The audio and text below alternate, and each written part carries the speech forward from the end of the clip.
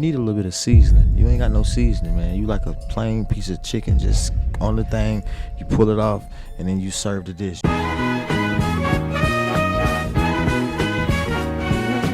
Yo, boys, today we're going to tap into the Bobbi Althoff situation. Let's get to it. Bobbi Althoff's really good podcast started extremely strong, gaining millions of views with Flip going on TikTok, chill. celebrity interviews. However, in just a year and a half, her viewership has basically flatlined, with almost 300,000 people agreeing I've never seen an industry plant fall off harder than she did. 2021, making dry sarcastic content on the topic of being a mother. She'd make only 26 videos before beginning the really good podcast, to which she'd adapt her dry sarcastic style. I think we look alike. Kind of, but not really. A little. You're like me in a different font. The snippet quickly racked up almost... Low-key, Bobbi fell off so bad, though. Like, bro, she was like at the top of the world back in 2023, bro. She fell off so bad this year, bro. She's over here doing thirst traps on her IG, bro. I just made a video about this. Was 10 million views. The style was an instant success. This entire interview is like the calmest argument in history, and I love it. The snippets from her next episode went equally viral. The clips did really, really well on TikTok. So I was like, okay, I guess I like have something here. But it was the episode with Funny Marco that completely changed everything. Because not only did the segments again pull crazy numbers, Jeez, man. but the full episode gained over 5 million views without a single hate comment anywhere in sight. It's rare that two people I've never heard of make me laugh for an hour straight. This was special. This is hilarious. Marco has found the white woman version of himself. This should be a permanent duo. This is just the most cross-cultural, funny, awkward humor. People loved the honest branding of new episode whenever I can get someone to agree to let me interview them, the next of which being a very important person. My video with Marco went very Yes, viral. yeah. Like, very viral. Then Drake liked one of the videos I had uploaded, and he followed me. Bobbi therefore tried to get him on. I'm gonna like shoot my shot to Drake. So I was like, when are you gonna come on my podcast? And he just was He said, game right yeah, away. he was ready to do it. Landing Drake as her 4th ever podcast guest. Which is a crazy run to go on. Imagine your 4th ever podcast guest being Drizzy. Crazy. Entertainment standpoint, the episode was basically perfect. Not only had she landed Drake, who never does podcasts, but she'd done so in a funny, intimate setting, whilst keeping it calm and relaxed, to the extent that people thought they were just old friends. The fact that you were so calm next to Champagne Poppy, because if I was in a bed next to Drake, I would be freaking out. It therefore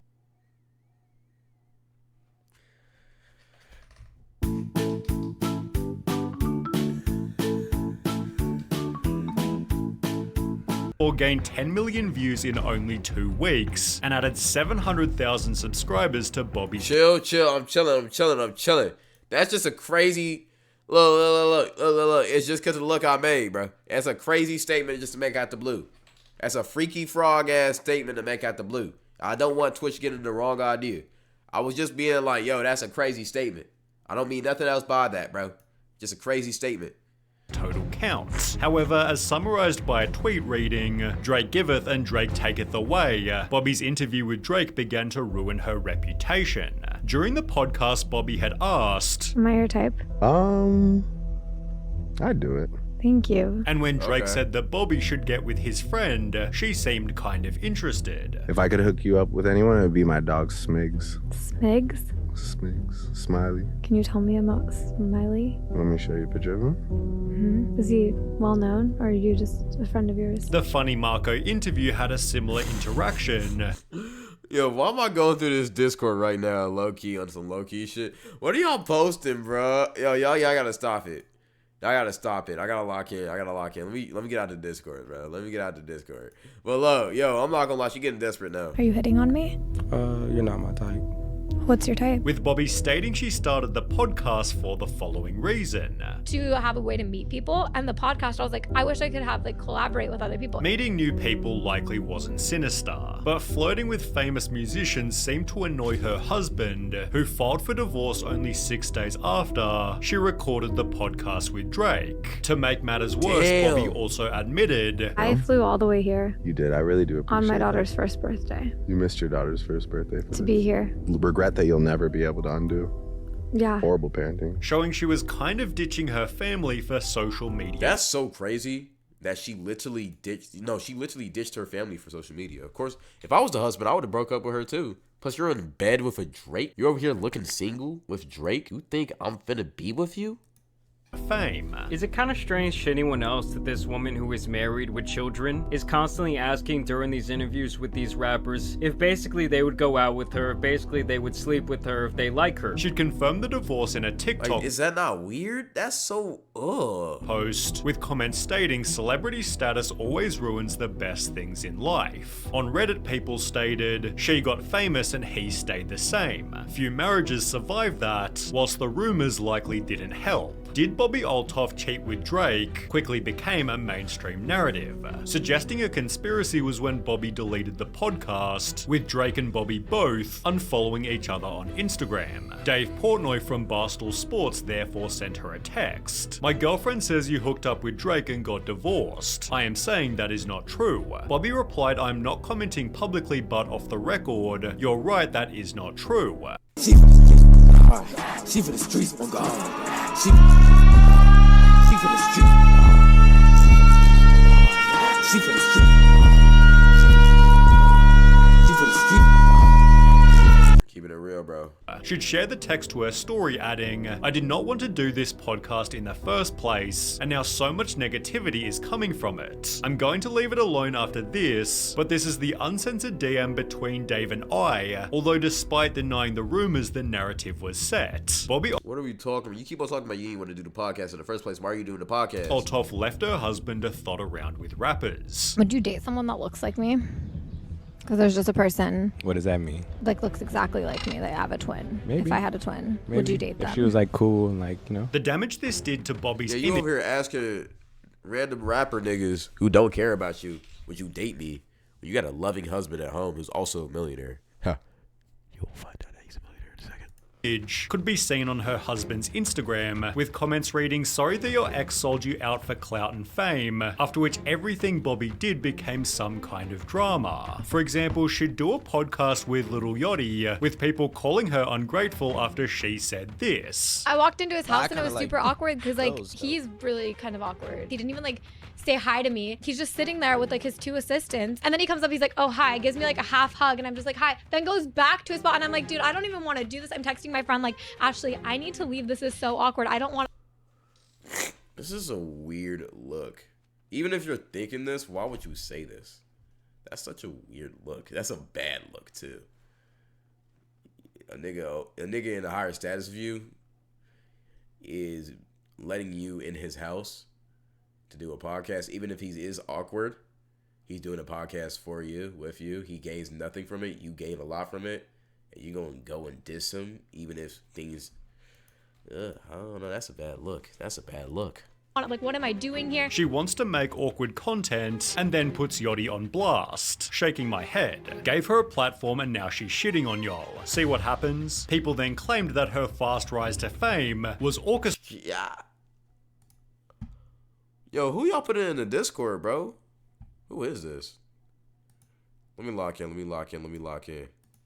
By her management company, I'm pretty sure somebody at WME started help pulling the strings to set all this in motion. who also managed some of the people who appeared on Bobbi's show. Well, you got a great agent, and you got a great agency, and you got great guests. Bobbi simply trolled the claims, but there were other inconsistencies. For example, she constantly claimed that she was broke People think I'm joking about being in debt. I'm not. Like, I put every penny I had into this podcast. and told Mark Cuban this. I don't have any money None? at all. I have debt, actually. You have debt? How much debt do you have? Like $20,000 of debt. Then further added in her Rick Glassman podcast. Every time a credit card maxes out, I have An to angel switch gets to his another. wings. I have like 2 cards maxed out right now. 2 cards is insane.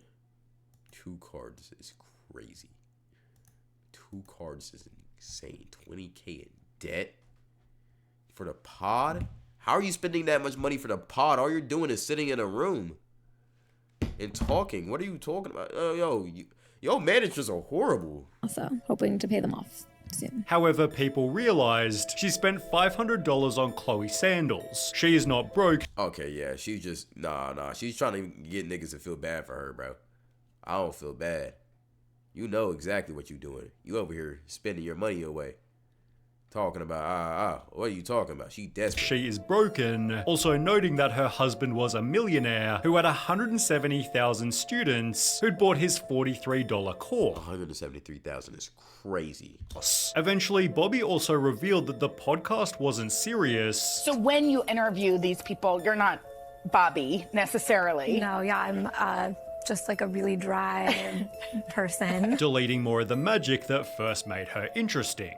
We mentioned that when she first interviewed Marco, there were no negative comments. However, 3 months later when Reddit asked thoughts on Bobbi Althoff, there wasn't a single positive comment. Which is crazy. Annoying ASF and not People turn funny on you so fast. all. I can't stand her, don't find her funny, and find it odd that rappers are always her targets to pick on like she's better than them. Gives me the ick. I watched a few of her interviews. I just don't find her funny or charismatic enough to pull off the shtick. I can see why she's popular though. This kind of awkward cringe humor is having a moment. Cloud, your wife is in the Discord cooking with Kaya. Hold on, let me check this shit real quick. Cooking with Kaya, cooking with Kaya, cooking with Kaya, cooking with Kaya. Let me check the Discord real quick. Okay, I'm liking what I'm seeing. Hold on.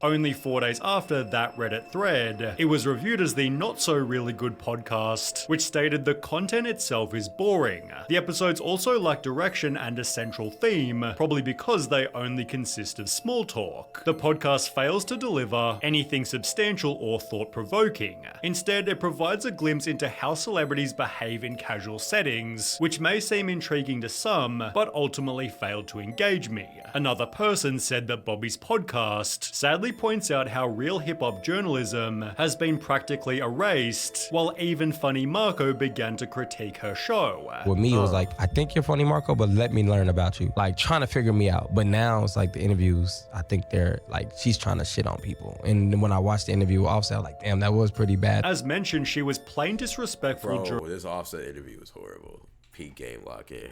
During her podcast with Offset, leading him to respond with similar energy. You need a little bit of seasoning. You ain't got no seasoning, man. You like a plain piece of chicken, just on the thing, you pull it off, and then you serve the dish. It seemed this was where many people quit watching Bobbi's show, aided by full podcast episodes that were just promoting products. Yo, that Offset interview did cook her, bro. That was like nailing her. That was like the nail in the coffin for her career, bro. That cooked her. I ain't gonna lie. In the process, she'd also change her appearance, leading to criticism bad enough for Bobbi to respond. I am so tired of all of the comments of people saying, yeah, her lips are very, very plump. Huh. Her lips did not look that plump in the past pictures. Her lips were not that plump back there.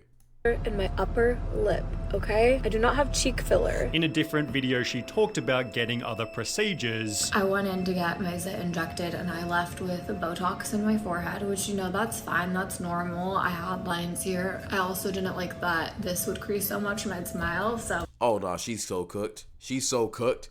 She's over here talking about little features on her face. Nah, she LA-ified. She LA-ified. I ain't gonna lie. Hollywood-ified. Botox injected right here. Which, perhaps unfairly, has only led to even more hate. Her 15 minutes are up. Bye, Bobbi. I am so tired of Bobbi. Get off the internet, boring. The last couple of months, however, have been even worse. For starters, the style of the podcast has changed. The dry, sarcastic humor has become normal conversation, and all the awkward, quiet. The dry, sarcastic humor has become normal. Is that Jamaican rum right here? That's overproof. Hold on. Why you got overproof over here? It's not Jamaican though, but that looks like it should be. No, that's Ray and Nephew. That is Jamaican. That's Ray and Nephew. See, I know my country's rum. Why are you? Did they at Ray and Nephew? They asked you to sponsor the white rum? That's crazy. Normal conversation, and all the awkward quiet moments are often removed in editing. Strangely, however, this only makes it even more awkward and less entertaining as it Devil's feels like drink, any other normal podcast. swears. How old are you? That's the devil's drink. 21. You're 21? Yeah. Oh, you're so young. I'm a baby still. Wait, I didn't realize you were so young. I thought we were the same age. Now I feel really old. How old are you? I'm 26. You're not really old. This entire interview feels like they are making small talk while waiting for something. Damn. She'd also do an episode with Dax Flame in which she was way ruder than any other podcast. What is something fun that makes interviewing someone fun for you? Just having good conversation. Okay, yeah, I love good conversation. Do you? Mm-hmm. I couldn't tell. This genuinely was not even an See, that's just mean. That's mean. That's mean, bro. What are we talking about? interview. This was like bullying the nice kid and making him feel horrible in any way. Then 2 months ago she did this video here, which judging by the dislike ratio was yet another doozy. And then I saw this video of a girl talking about how much she made from her podcast, and I mentally decided that she made like at least $300 a year on her podcast alone, and I was like, that's what I need to do next. Like, I need a podcast. I saw how much someone made and thought, that's what I need to do. Wow, what a passionate and inspiring individual. That's crazy. That's crazy hate right there. I ain't gonna lie. They put in an effort to hate. Toward the start of her career, Bobbi joked, not more money though, and that's all that matters in the world, but it seems that's now her actual philosophy. I didn't grow up with money. I am on a lifelong journey to get money. I love money's nice. Oh, she's soulless. She's soulless now. She's soulless. It's amazing. Her husband was rich. They broke up. Now she's trying to flex on him, bro. Proof that she's better than him. It's gonna be a sad journey. Ever since doing the interview, Bobbi's viewership has significantly slowed. Her reputation is far from perfect, whilst her interview style has simply gone stale. Sunny V2, the Sunny V2 video, bro. Yo, Sunny, we catching up to you, bro. Over here at One Cloud Nine Productions, we gonna get better. We gonna get past you, boy. Don't play with me, boy. Don't play with me, boy. Don't play with me, boy. Don't play with me, boy. Don't play with me, boy. Don't play with me, boy. Don't play with me, boy. Don't play with me, boy. Don't play with me, boy.